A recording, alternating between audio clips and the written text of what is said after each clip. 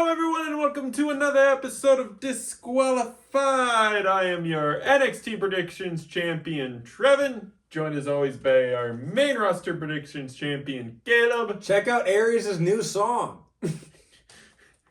And Zach, as always, our cameraman and producer, is behind the camera. Hey, yo. Very nice. Skinny, though. But we are here to talk about NXT. And it was an episode. Yeah. For the first time in a while, I've watched NXT with someone. Yeah. Gordon caught NXT. Yeah. So that was pretty cool. Yeah. Episode wasn't bad, but it's like nothing inspiring, really. We get the only show that actually mentions Evolution right now. Yeah. Is the one that we have like the only confirmed match on the card for. Yep. And Evolution is in 3 weeks. Yep, 2 weekends. It's this weekend is Night of Champions, then a weekend off for Independence Day weekend, and then Evolution. So it's like, can we pick up the setups a little bit? Yeah, I fear that they're gonna do a 5-match card, not like 6. Yeah. Or 7. But we don't. But our Evolution setup moment is in the main event. But we open with a collaboration match. It's time for some NXT. Yeah, so we get Trick Williams, your TNA World Champion, taking on Josh Briggs after Inuyamura gave up his title shot for Briggs. Yep. Which is funny because we'll see Inuyamura later. Yeah. Going for a single chip, and it's like... We see him on ringside too, and this match actually cooked. Like, it was a good showing for both men. Oh my god. Bro, this is how you start a fucking episode. Granted, all of NXT starts, their opening matches are usually heat. Yes. This one, it was just so good. We saw Trick counter a fucking chokeslam by flipping out of it. Yup. Yeah. He flipped out of a chokeslam. We saw plentiful of big boots being thrown. We saw a Trick shot for the 1-2-3. Yep. And Trick retains, of course. However, he asks for a mic and says, like, look, I am making TNA what it was always meant to be. I am making it big. I am making it grand.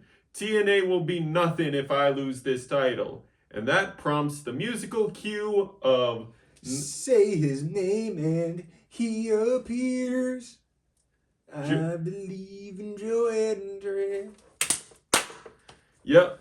Joe Hendry's music hits, and Trick, having dealt with Joe Hendry a plentiful of times, knows he's going to do his fancy turn thing at the ramp. So he's like waiting for it.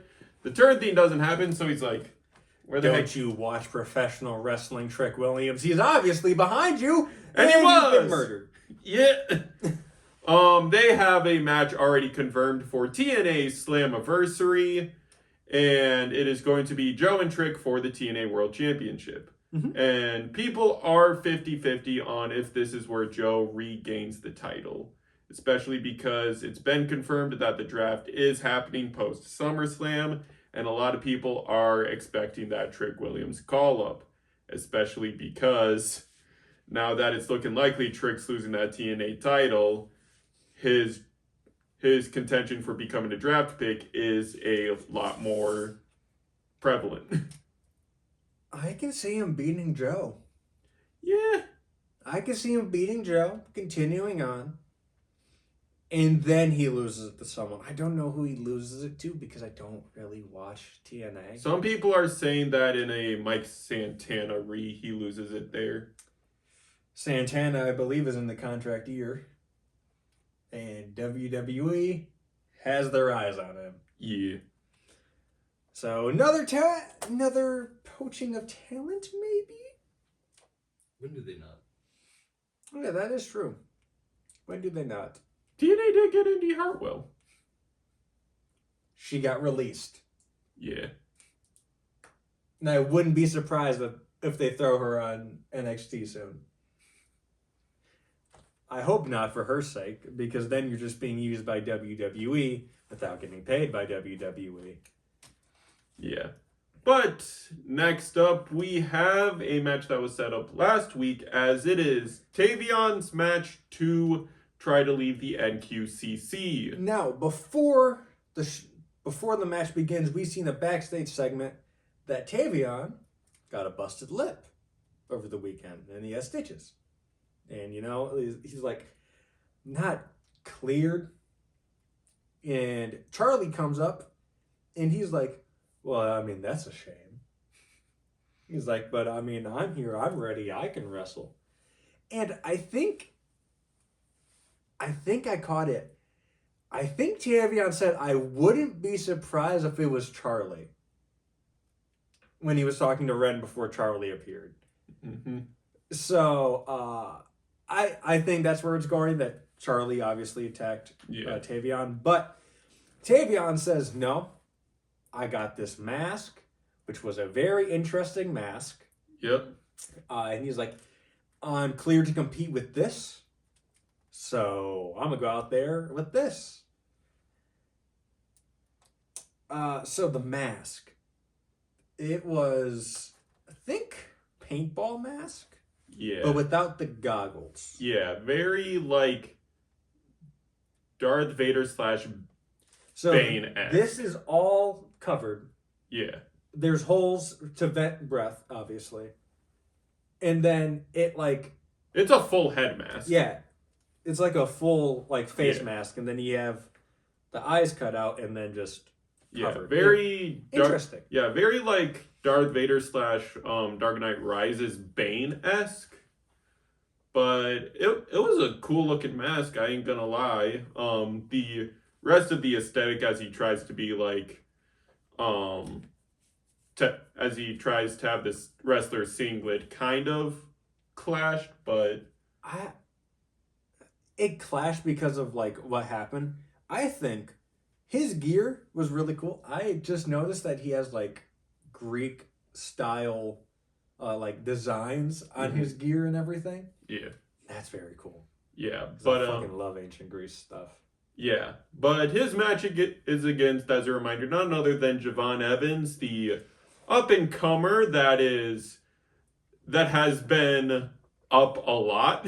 And this match does have a stipulation of Tavion wins. He gets to leave NQCC. Yep. And now let's get into the match. And they had a perfect mix of styles.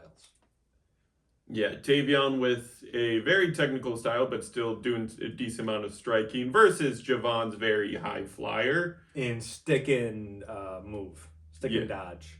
Yep. And, towards the end, it kind of looked like Tavion was getting a roll on things. Yep. Javon comes back, hits his red dot. Yep. For the 1, 2, 3. Yep. And Javon wins. Yep. Javon did say last week that, listen, I get you want to do your own thing, but I got stakes in this match too, because eating a loss looks bad on my resume. Mm-hmm. So, yeah, Javon gives Tavion the fight of his life and ends up ahead. However, the rivalries and ones for Javon do not end here, as none other than one Jasper Troy comes out from behind and attacks Javon post-match. Yeah, he throws Javon around, basically from corner to corner. Yep. Hits his finisher. Javon says he's been trying to make a statement ever since he got into the company. Jasper has been doing nothing but making statements. Yeah. I never thought I would be so high on someone that's come from LFG. And I like both of the prospects. Why isn't Tyra May Steele fighting? Yeah. Why? Put her in, she's had one match. Yeah. She's had one match and 3 backstage promo segments. Put her in, coach. Put her in, coach. Yeah. She's great. And Jasper Troy really proved that he can fucking hang last week. Yeah. If you didn't catch that match last week, him and Oba broke the ring. Yeah. Double- it is one of the Double best. check if it's one of the weekly main events they've posted on YouTube for those watching, because Double check because Yeah. it is a match that you need to see because that is Hoss fight when I think of Hoss fight. yes. Now we get to a really random match. Yes. So this was set up in a backstage segment last week as Ashante decides he needs a new beef with someone, so he decides, hey, yo, Ricky, I'll beef with you. Bad idea, Ashante. When I get you, Ricky. When I get you, Ricky. Ashante Lee Adonis, if you didn't know, his gear had a what is it? Tassels? No, it had a QR code on it. Yeah. And if you looked at the QR code, It took you to that clip. it took you to his Venmo. It took you to Ashante Lee Adonis' Venmo. It's beautiful. I love wrestling. He's like, they don't pay me enough for this. That shit was so funny. But Ashante, lower mid carder on NXT. Unfortunately, I think it could be like upper mid card or just like middle of mid card. Yeah. But they use him basically as you're gonna get beat up. He got beat up. Ricky Sainz won. Yep. However, Ricky's main rivalry of one North American champion, Ethan Page, comes in, takes out Ricky. Taunts him with taking him out with what he broke his larynx with a twisted grin, but he's like, nah. Pivots it to a move thief Rochambeau to end the segment. And now Ava is very upset. Both men office next week. Yep. Well, you know what's so funny? So both of these men are rumored to be in Seth's group, by the way. Is this loser leaves NXT? I don't know. Wouldn't winner leave NXT to go up into... No, because Ethan's a title holder. So winner becomes a title holder. Loser has to find a new brand. It's just a variation of loser leaves town matches that they would do I'd rather back get in the day. called up than hold a title. That's a gamble. Yeah. I mean, granted, Ethan is the only other person, other than Cody, to come in from AEW and have a better run. Yes. He's the only one. Jade does have, she's had better feuds and stuff. Yes. But she hasn't had the success she had in AEW. Yeah, Jade is getting there. Yeah, which This Queen of the Ring push is helping Jade a lot. I like long title reigns, but I don't like your long title reigns unless they actually mean something. Yeah. Jade, when she came into AEW, though, she had the undefeated streak. So it was a reason why she was champion. Yeah. And she was only mid-card champion. They didn't give her the world championship. But, like... Speaking of someone I want to be a champion. Yeah, so... Yeah. We get, honestly, first... Before we get to who answers the open challenge, the open challenge was issued by Obafemi. And let me tell you something. At this stage in his career, Obafemi is somehow better on the mic than Seth Rollins is. Seth Rollins' 10-minute fucking soliloquy on Monday Night Raw was so boring. It almost put me to sleep. Oba gets 5 minutes of mic time. Perfectly explains his intentions, what his character is like. Perfectly explains like where on the tweener needle he's more leaning. Like, Oba came out and he had 5 minutes and he gave you everything you needed to know. He said, I'm going to do an open challenge because I've beaten people from Raw, SmackDown, NXT, TNA. Like, I don't know what they're doing in NXT, like, bro. It works. It is, we say it, and we sound like broken records. We say it literally every episode. NXT is the best show that WWE has. It Gordon explained it to me, and I think it finally clicked. They're trying to prove themselves to go to the main roster. Yeah. So every week they're coming out there. I have to prove myself. I have to do better than I did last week. Because when you get to the main roster, you get complacent. Yep. And you don't get booked as often. And Oba literally mentioned becoming complacent in it. He's like, any other champion might, sit on that pedestal surrounded by their laurels and be like, I'm good. I've faced enough people. I'ma just hold this until the GM decides to chuck me another victim. Mm-hmm. I pick my victims. He says, I live for the challenge. I live for the fight. He's and king. you know who else lives for a fight? Yoshiki Inumura, the madman, said, you know what? I'm looking for bigger and better things. Fuck you, TNA. I want the NXT belt. Yeah, he's like, Oba, you are bigger. You are better. The NXT championship is something that is bigger, something that is better. And it's because of the reputation you've given it. And my reputation is going to be better if I take it off you. And yo, I'm ready for this. I am ready. And then Jasper Troy attacks Yoshiki Inumura. And now this leads to a number 1 contendership match next week. Jasper Troy versus Yoshiki Nomura. And I'm confused on who wins. It might cook. Oh, it's gonna cook. Most likely Yoshiki. I've only seen one match of Jasper Troy. I'm sold on him. I trust him in the ring.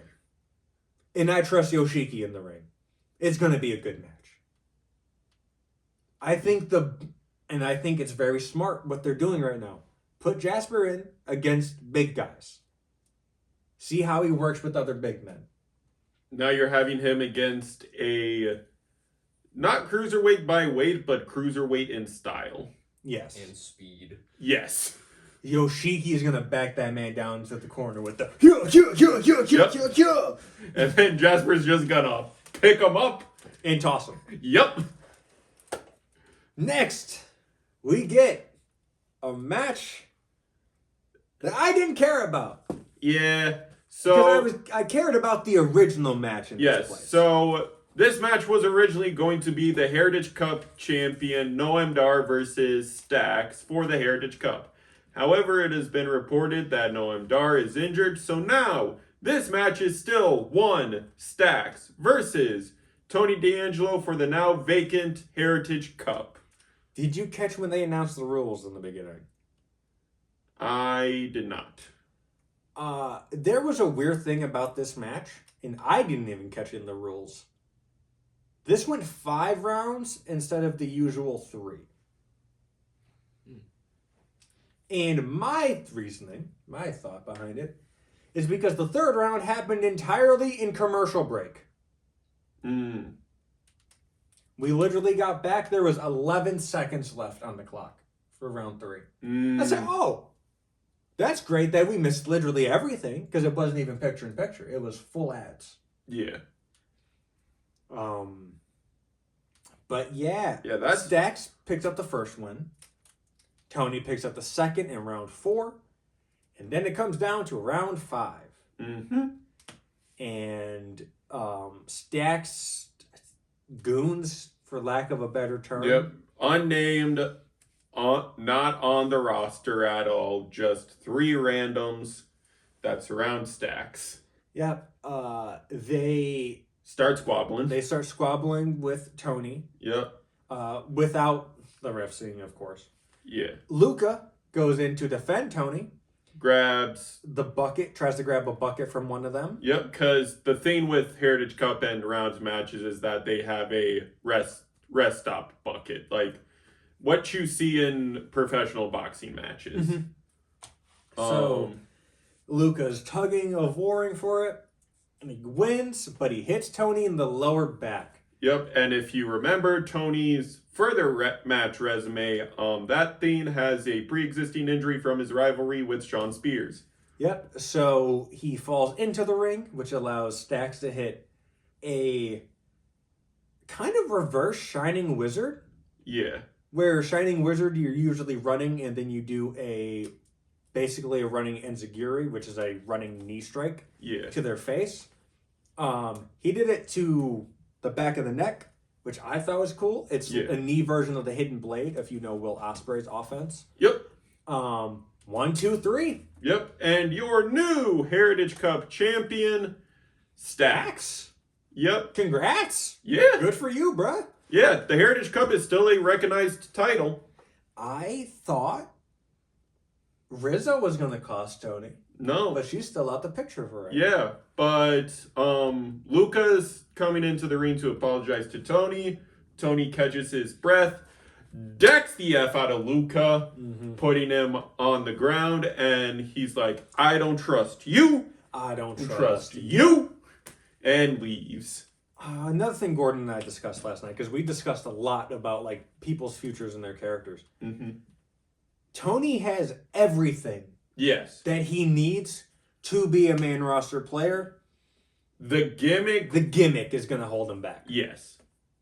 Like, But he's got Tony the mic has skills, he's got the acting skills, he's got the in-ring work. Just the gimmick does not survive on the main roster. I don't think that Don does well on the main roster. No. Unless you know he's Don well. No? Okay. We get a backstage vignette of Cale Dixon and Uriah Connors, the star members of Chase U. Yep. They return to class after a potential conversation with Chase, and Chase opens the class with like, look, last week some words were said, but I don't feel bad for anything that was said. It's like, Y'all two need to toughen the fuck up. Yep. And Kale and Uriah leave again. They're like, listen, we approached you because we thought NXT needed to Chase U, and that Chase U could be better.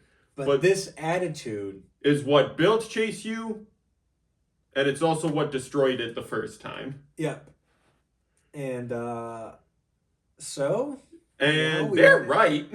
they're right. I don't. Tough love is a valid thing, especially for like what he's doing. He's a coach. Mm-hmm. Tough love is valid for a coach. Yes. I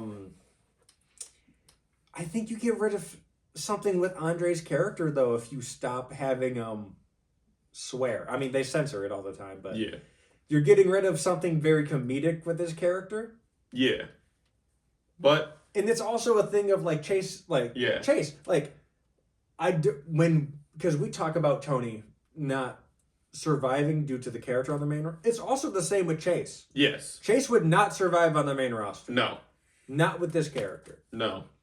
Because that's the thing, is that the whole college professor / coach character works for NXT because it's still a developmental brand. Mm-hmm. Like having a gimmick that is wholly based off of, like, I'm still in development, but I'm helping other stars develop too. That makes sense for that brand. You can't take that to the main roster as that's the place where everyone's quote unquote developed. Yeah, but yet you still have the training gimmick with Gable, Mm-hmm. who he's coaching the Creeds and Ivy Nile. Yeah. Also, rest up, Chad Gable. Yep. He is heading into shoulder surgery. Yep, so he's out, and El Grande Americano's injured. And they have not disclosed his injury yet, but Nope. I wonder what. Yeah. And now, ladies and gentlemen, our main event of the evening. It is the fatal four-way for #1 contendership to see who fights JC Jane. At Evolution 2, and those participants are Lash Legend, Jordan Grace, Izzy Dame. Izzy Dame, and Jada Parker. Yep. Now, speaking of Izzy Dame, Tatum Paxley does start the match on ringside. However, in the first couple minutes of the match, Zaruka comes out. Zarya picks up Tatum and is like, we're going to the back. Tatum tweeted out today, do friends kidnap friends? And then it was Rosemary. Yeah. She subtweeted it and said, or commented on it and said, yeah, sometimes. But yeah, no, just the face of everyone, like Izzy, and then the camera pans to Fatal Influence on the balcony, and they're just like, what the just happened?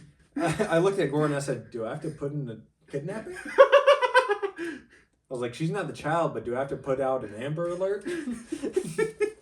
Yeah, no, that was a funny way to start this match, but now it's time for a Hoss Fest.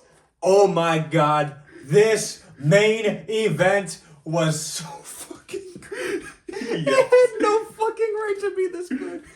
Bruh, everyone had their time to shine, and it was amazing. They are continuing to build Lash Legend as a genuine threat in the singles division, and it's refreshing to see. Jada Parker, while she has kind of fallen to the wayside, she still has her moments, and she does great in those moments. Izzy Dame being the newest, freshest person of this group. The newest name in The title picture. Yes, on this spot in the card. Really proved her spot. Really solidified her spot, showed that she belongs there. And then, of course, you have Jordan Grace, who is former TNA Knockouts champion. So there's nothing left to be said. Former multi-time #1 contender for this title. Yeah, there's nothing left to be said about the competitors. Let's just go straight into the match. And yeah, it was just on fire from the beginning. So Izzy throws Jordan out the ring. Jordan drags Izzy out the ring. Then we get a 1v1 little segment for a bit until they come back together. And then I think the first 1v1 when they split off, when people start taking their breaks, is Izzy and Jordan, if I'm remembering correct. Yeah. But oh my god, Jordan hitting a suicide dive. At the end, everyone hit their finishers.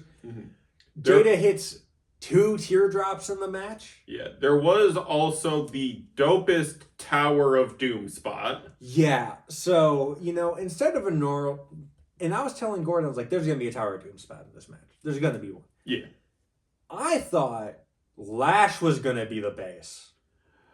Nope. When I saw Lash climb the turnbuckle, I said... Ain't no way. Jordan? Sunset Flip? Powerbomb?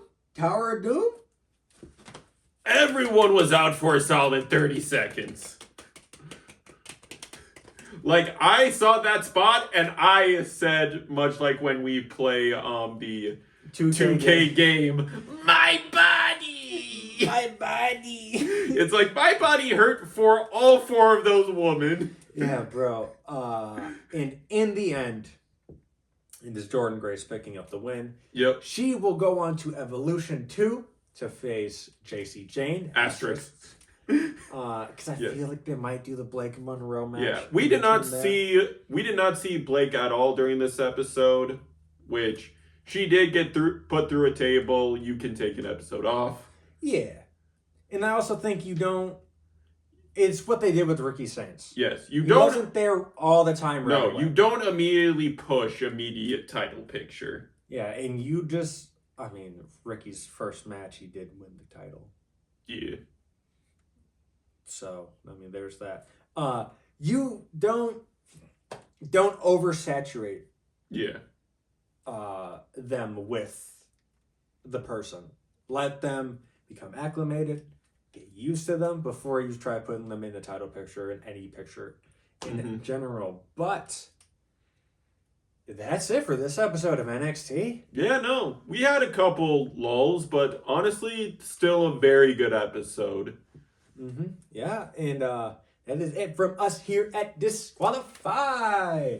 So, as of recording, Raw should be out Thursday.